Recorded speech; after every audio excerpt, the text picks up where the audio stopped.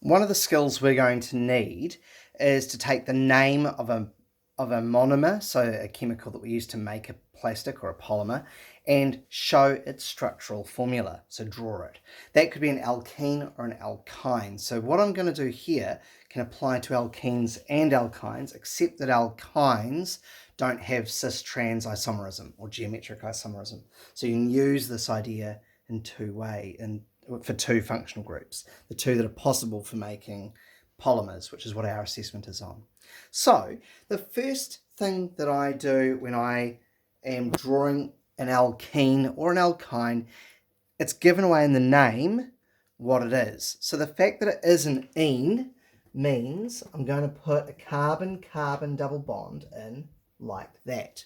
So that's my ene. Now, the next bit is that it's got a 3. So this one, I'm going to go left to right. This one has to be carbon number 3. So this one must be carbon number 2, and this one must be carbon number 1. Don't worry about the fact there's not enough things bound on them yet. The next thing is that it is trans and it is pent. So trans means that I have to have my carbon chain go across the double bond. And because it's pent, this is number 4. So I've got one more carbon to put in, which is number 5. And now I've got my 5 carbons.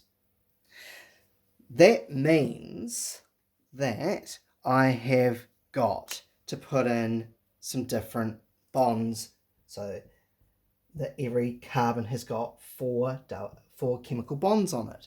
So now I've got the basis of my entire molecule.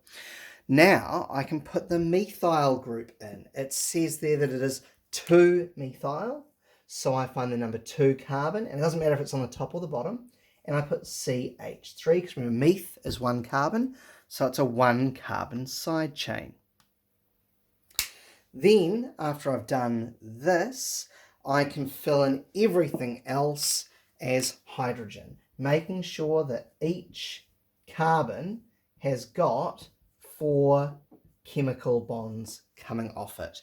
I can then make it a tidier structure by making all of these, for example, CH3. Sorry, it looks like I've wiped that off and drawing it. So I could turn this into a CH3, bound to a CH with a CH3 coming off it.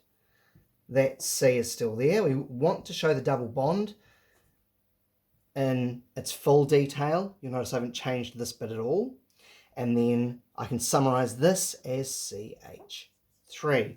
There is 2-methyl, so there's the number 2 carbon with a methyl group on it, 2-methyl, trans, because the carbon chain goes across the double bond, 3, because 1, 2, 3, pentene, because 1, 2, 3, 4, 5 carbons in a row.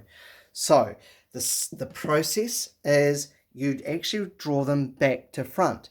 You know it's an ene, so you put the double bond there. You know that it's a trans-pentene, so, sorry, start again. You know that it's a 3-pentene, and that's why you'll often see it written as pent-3-ene.